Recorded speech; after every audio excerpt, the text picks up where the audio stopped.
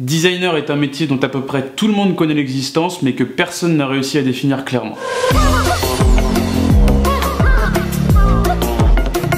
Aujourd'hui, nous allons parler de 10 préjugés que nous avons entendus sur les designers, mais dont on ne sait pas s'ils sont vrais, faux ou bien les deux à la fois. Hop, hop, hop, hop! Tu serais pas en train de faire un top là? Ah non, pas du tout, ils sont pas classés par importance. Hein. Ouais. Oh bah vas-y, c'est bon, ok. Ouais. Avant de commencer, il me semble utile de rappeler que tout le monde est différent et que par conséquent, on peut pas infirmer ou confirmer un préjugé sans mettre tout le monde dans des cases. C'est d'ailleurs le principe d'un préjugé. Mais on va quand même dégager deux types de designers. Ceux qui travaillent pour une marque, c'est-à-dire dans le bureau d'études de cette marque, comme par exemple les designers automobiles qui travaillent directement au sein de l'entreprise, et les designers d'agences de design. Eux, ils travaillent soit directement pour eux, soit pour des éditeurs, soit pour une marque, soit pour des particuliers. Enfin, ils travaillent vraiment pour qui ils veulent. Et surtout pour qui ils peuvent. Bon allez, ce coup-ci on est parti, on va essayer de savoir qui est vraiment le designer. Préjugé numéro 1, le designer est un artiste. Ouh, on commence pas. Alors je vais peut-être en froisser certains, mais non, le designer n'est pas un artiste. Cependant, il a une sensibilité artistique. Quasiment tous les designers sortent d'une école qui leur a enseigné les arts appliqués, et par conséquent, ils ont eu des cours d'histoire de l'art. Donc le designer a appris les codes de l'art et les a appliqués à la création d'objets. C'est pour ça qu'on appelle ça de l'art appliqué. Donc à la limite, le designer est un art appliquiste. C'est pas que c'est pas drôle, c'est que c'est pas une blague. Préjugé numéro 2, le designer est matérialiste. Bah ça pour le coup, ça dépend carrément de la personne. Mais c'est vrai que beaucoup le sont. Il y a un culte de l'objet chez beaucoup de designers que je trouve un petit peu dommage.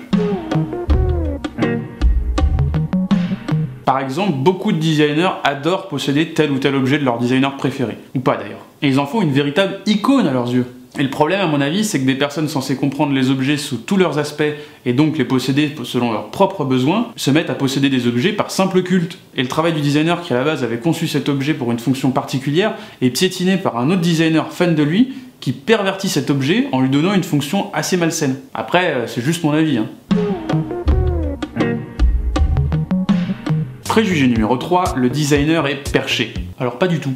La plupart des designers sont même plutôt rationnels et assez terre-à-terre. Cependant, ils vont interpréter certains détails auxquels tout le monde ne fait pas attention et ça va donner l'impression qu'ils sont bizarres alors qu'ils ont simplement un discours spécifique. Tout comme un médecin, un plombier ou un ingénieur va avoir un langage particulier dans le cadre de son travail. Préjugé numéro 4, le designer est un outil marketing.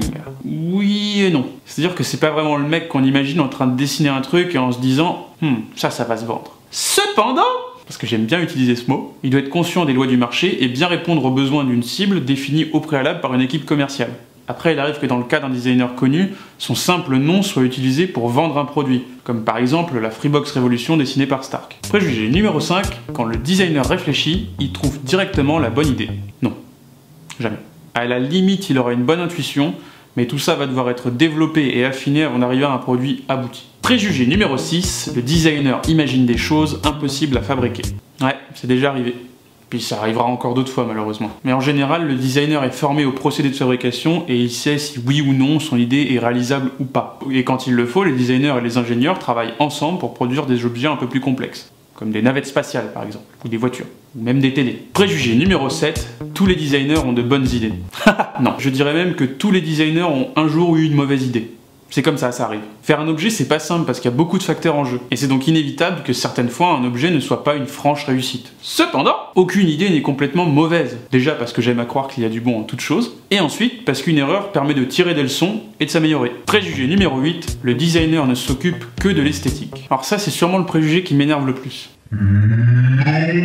On l'a vu dans de précédentes vidéos, le designer s'occupe de tout le concept d'un objet. Et donc l'esthétique n'est qu'une partie de ce concept. Cependant, enfin à chaque fois celui-là, il y a des domaines qui sont très codifiés et très limités. Comme l'automobile par exemple, où les designers sont presque tributaires des ingénieurs et des commerciaux. Il ne leur reste presque donc plus que l'apparence de l'objet à travailler, qu'ils ne peuvent pas non plus trop chambouler puisqu'ils doivent garder l'identité de la marque. Préjugé numéro 9, le designer dessine très bien. Certains oui, mais chacun sa façon de réfléchir et de communiquer. Même s'il est vrai que le dessin est un plus qui peut être demandé. Notamment pour les designers qui travaillent pour une marque, car ils doivent communiquer et valoriser leurs idées rapidement. C'est d'ailleurs pour ça qu'a été inventé le rough, qui est une technique de dessin qui permet de représenter rapidement les formes d'un objet. Mais de nombreux designers ne passent pas leur temps à faire des beaux dessins bien léchés. Et parfois, de simples croquis suffisent à exprimer une idée. En tout cas, s'il y en a un qui dessine super bien, c'est vachement design. Je vous mets juste ici son Tumblr et juste ici sa page Facebook.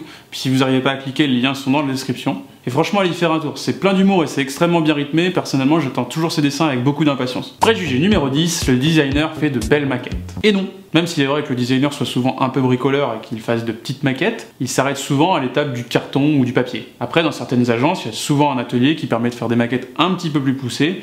Et de toute façon, dans les écoles de design, on nous apprend souvent à faire des maquettes par vous-même. Mais encore une fois, le but est d'exprimer rapidement l'idée qu'on a en tête. Et les belles maquettes ou les prototypes que l'on montre sont le plus souvent réalisés par des maquettistes. Des personnes douées d'un grand savoir-faire et qui peuvent réaliser quasiment toutes les formes voulues. Mais ça coûte cher. Et il est donc important de savoir exactement ce que l'on veut avant de passer commande. Pour conclure, je dirais que le métier de designer est bien plus complet et bien plus complexe que simplement faire des petits dessins sur une feuille en disant ça c'est joli, ça c'est pas joli. Le processus de création d'un objet peut être assez long et nécessite de se poser beaucoup de questions afin de toujours remettre en question ce qu'on sait déjà et avancer un peu plus. Voilà, j'espère que cette vidéo vous a plu et qu'elle vous a aidé à comprendre un petit peu mieux ce qu'est le travail du designer. Comme d'habitude, je vous mets dans la description le lien vers la page Facebook de Philobjet. N'hésitez pas à me dire dans les commentaires de cette vidéo si ça vous a plu, si vous avez été d'accord ou pas d'accord avec ce qui a été dit, sans oublier que chacun est libre de penser ce qu'il veut. Mais vous n'aurez pas ma liberté de penser.